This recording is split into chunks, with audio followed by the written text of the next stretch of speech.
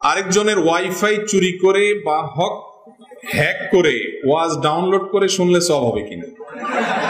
এই প্রশ্ন কি দুষ্টামি করে কেউ দিছে নাকি আল্লাহ জানে, নাকি সত্যি জানার জন্য দিছে? যাই হোক ভাই, আমি একটু আগেই বললাম কোনো প্রশ্নই ছোট না। দিন সম্পর্কে, হালাল সম্পর্কে জানার জন্য কোনো প্রশ্নই ছোট না। এই প্রশ্নটাও গুরুত্বপূর্ণ, কোনো প্রশ্নই অগুরুত্বপূর্ণ না। শুনেন, কারোর ওয়াইফাই এটা যদি আপনি হ্যাক করেন বা চুরি করে সেটা যে কোনো ভাবে আপনি ইউজ করেন, ওই বেচারার যে স্পিড আছে সেই স্পিডের মধ্যে ঘাটতি হবে কি হবে না, কমতি হবে কি হবে না? তাহলে তার ক্ষতি হলো না? জিনিসটা তার, এটার বিলটা সে দিচ্ছে, আপনি আলগা খাইতেছেন যে সেখানে, আপনি আলগা খাইতে যাইয়া তার স্পিড কমায়া তার ক্ষতি করতেছেন, চুরি করতেছেন। এটাও চুরি, এটাও না যায়, এটাও গুনাহ। এটা করতে পারেন না আপনি। আপনি হয় তার পারমিশন নিবেন। হ্যাঁ, কিছু কিছু ওয়াইফাই আছে ওপেন, এয়ারপোর্টের বিভিন্ন জায়গা, পাবলিক প্লেসের অনেক ওয়াইফাই আছে, বা অনেকে ব্যক্তিগত ওয়াইফাই ওপেন রাখছে যে কারো যদি লাগে তার অসুবিধা নেই, ভিন্ন কথা। কিন্তু সে একটা পাসওয়ার্ড দিছে, তার মানে সেটা সবাইকে দিতে চায় না।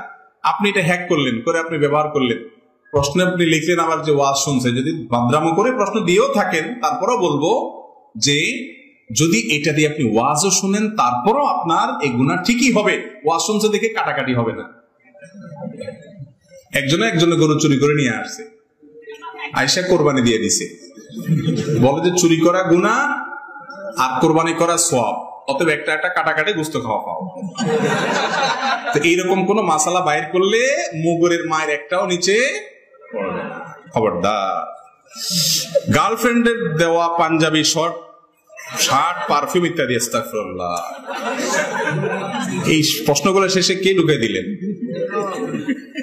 দেখেন ভাইরা, হাসির বিষয় না, বিয়ের আগে ছেলে মেয়েদের পারস্পরিক সম্পর্ক সেটা কি হালাল না হারাম? শুধু হারাম না, এই হারামের একটা বিশেষ নাম আছে, ঘৃণিত, সেটার নাম জিনা। ইসলামী শরিয়াতের সবচেয়ে কঠিন শাস্তিগুলোর একটি হলো জিনার জন্য। এত ডেঞ্জারাস অপরাধ এটা, আমরা অনেকে অপরাধ মনেও করি না। তো এরকম সম্পর্ক যদি আপনি করেন, সেই সম্পর্কের রসদ হিসাবে যত কিছু করবেন, আপনি হারাম সেখানে ইনভেস্ট করলেন, হারাম করার জন্য, হারাম কাজের জন্য যত টাকা ব্যয় করবেন, গ্রহণ করবেন, দিবেন, নিবেন, সময় দিবেন, এই সবগুলো হারামের মধ্যে পড়বে। খুব ডেঞ্জারাস একটা বিষয়। আজকাল আমাদের যুবকদের মধ্যে এই রোগ এত বেশি যে এটা থেকে পবিত্র পরিচ্ছন্ন যুবক পাওয়া কঠিন হয়ে গেছে। বাঁচার চেষ্টা করবো তো ইনশাআল্লাহ। আল্লাহ তাআলা আমাদের যুবক ভাইদেরকে হারাম থেকে বেঁচে থাকার তৌফিক দান করুন। যুবকরা সিরিয়াসনেস আনতে হবে এক্ষেত্রে, যে আমার চরিত্রের মধ্যে কোন প্রকার কালিমা আমি লিপন করতে দেব না। ইতিপূর্বে হয়ে গেল, আমি তওবা করে ফিরে আসব। আল্লাহর জন্য ভালোবাসা এবং আল্লাহর জন্য ত্যাগ, এর আপনার স্বাক্ষর এই জায়গাটাতে রাখতে হবে যে আমি কাউকে ত্যাগ করব কার জন্য? আল্লাহর জন্য। অতএব হারামকে না বলবো তো ইনশাআল্লাহ। বৈধ ভালোবাসার সময় আসবে, বৈধ বউ ঘরে আসবে, তখন ভালোবাসা উজাড় করে দিবেন। আগে ভাগে অজাগায় কুজাগায় ভালোবাসা দিলে পরে তখন পুঁজিতে টান পড়বে, পুঁজিতে টান পড়বে। তখন এটা সফট ড্রিঙ্কস এর মতো, খুলে ফেলছেন, ঢেলে ফেলছেন, ব্যবহার করছেন, একটু আত্রু খাইছেন, কমাই ফেলছেন, বারবার ইউজ হয়ে গেছে, ঝাঁজ কমে গেছে, এবার আর পরে আগের ঝাঁজ খুঁজে পাবেন।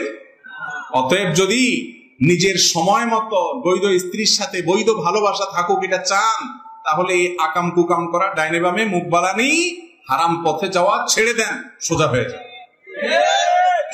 ঠিক বলার লোকের অভাব নাই, কিন্তু এই হারাম সম্পর্ক ছিন্ন করবেন যারা নিয়ত করছেন, হাত তোলেন। অর্ধেক উঠে অর্ধেক নামে, ভয়ে ভয়ে যে বাপ চাচাকে কোন দিক থেকে তাকায়। দরকার নাই হাত তোলার, মনে মনে নিয়ত করেন ইনশাআল্লাহ, ঠিক আছে না? এরপরে প্রশ্ন হলো, আমার একটি প্রশ্ন, যে মানুষকে যে শয়তান ধোঁকা দেয়, মানুষকে তো শয়তান ধোঁকা দেয়, কিন্তু আল্লাহ যখন আদম আলাইহিস সালামকে সিজদা দেওয়ার জন্য ফেরেশতাদেরকে বললেন, তখন ইবলিস সিজদা দেয়নি। তাহলে ইবলিসকে কোন শয়তান ধোঁকা দিয়েছিল? দেখেন, আমি জানি না এসব কি ইচ্ছাকৃত আপনাদের এখানে এসব খোঁচাখুচি প্রশ্ন করছে কিনা। কয়েকটা প্রশ্ন দেখি এরকম, জানার জন্য হতে পারে, আল্লাহ আলাম। দেখেন, খারাপ কাজ করে সব শয়তানের দোষে করে তা না। মানুষের নিজের মনও মানুষকে অনেক সময় খারাপ কাজের দিকে, আল্লাহ কোরআনে বলেছেন ইন্নান নাফসা লাআম্মারাতুম বিসসু, মানুষের প্রবৃত্তিও মানুষকে খারাপ কাজের নির্দেশ দেয়। সব সময় শয়তানেই আমার এসব করে, আমার কোনো দোষ নাই, তাহলে তো শয়তান একা জাহান্নামে যেত, আপনি যাইতেন না। অতএব ব্যক্তি নিজের দোষেও খারাপের দিকে যায়, প্রবৃত্তিও মানুষ কোনো সময় খারাপ দিকে টানে। অতএব শয়তান না থাকলে, শয়তান আপনার অনুপস্থিত থাকলে সেখানে আর কোনো খারাপ কাজ হবে না এমন কোনো কথা নাই। কারণ মানুষের প্রবৃত্তি অনেক সময় মানুষের খারাপ কাজের দিকে প্ররোচিত করে। ভেতরের শত্রু হলো নিজের প্রবৃত্তি, কুপ্রবৃত্তি, আর বাইরের শত্রু হলো শয়তান। অনেক সময় ভেতরের শত্রুই ধ্বংস করে দেয়, বাইরের শত্রু লাগেও না। অনেক সময় দুইটা যোগ সদস্য মানুষ ধ্বংস হয়। আমার বাবা ও মার খুব ছোট বয়সে বিয়ে হয়েছে, তারা ছোট থাকায় আমার দাদা ও নানা কবুল বলেছে। এখন আমার বাবা বয়স 50 এবং মার বয়স 50 এবং বাবার বয়স 65। এখনো কি তারা ওই বিয়ের মধ্যে আছে? ইসলামের বিধানে বিয়ে কি সঠিক হয়েছে? বাহ, ছেলে বাপ মার বিয়ে নিয়ে চিন্তা আছে, নিজের বিয়ের খবর আছে কিনা আল্লাহ জানে।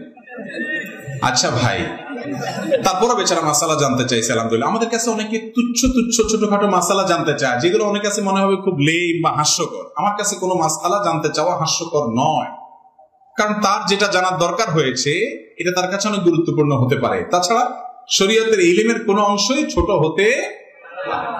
যাই হোক, এই প্রশ্ন উত্তর হলো যে ছোটবেলায় নাবালেগ অবস্থায় যদি বাবা মা কোনো সন্তানকে বিয়ে দেন, শরীয়ত অনুযায়ী সেই বিয়ে হবে ঠিক, তবে সেটা ঝুলে থাকবে।